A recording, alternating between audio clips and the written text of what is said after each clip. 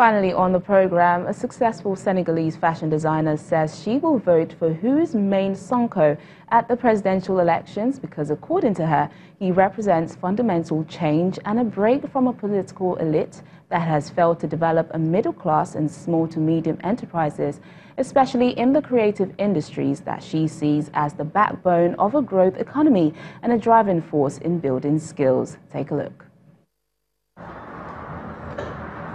Senegalese pret-a-porter fashion designer Sophie Zinga moved back home 7 years ago to carve a niche for herself as a top designer in Senegal, after training at Parsons, the new school for design in New York.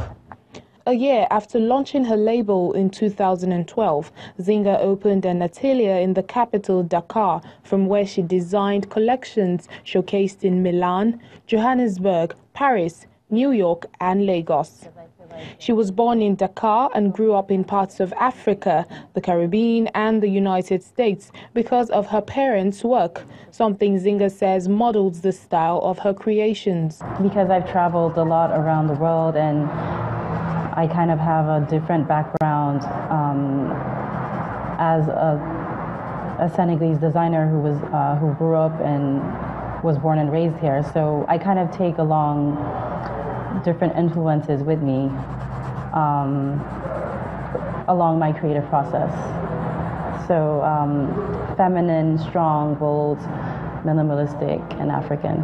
Zinga believes Macky Sall's government has not done enough to promote and support the creative industries, so much so that Zinga is opening a free school, the Dakar Design Hub, to fill that gap. In the upcoming February 24 presidential election, Zinga will be voting for change and has chosen Ousmane Sonko as her candidate. Although she approves of Sall's investment in big infrastructure projects, she believes he has neglected the basics that are necessary for Senegal's development. This is the first time we have a young candidate, per se, who's 44 years old, and I think it's the first time in our history, actually. And I think this is why he has galvanized a lot of people, and people are just hungry for hope. We're not saying he's the best candidate for, the elections. We don't know that until he comes in power, or if he does. But we're just hoping, I think it's a message to Macky Sall even, for him to be able to be closer to the youth, be closer to women, help us, develop this country, and develop it through education, through healthcare, through things that are basic needs before we go into big infrastructure.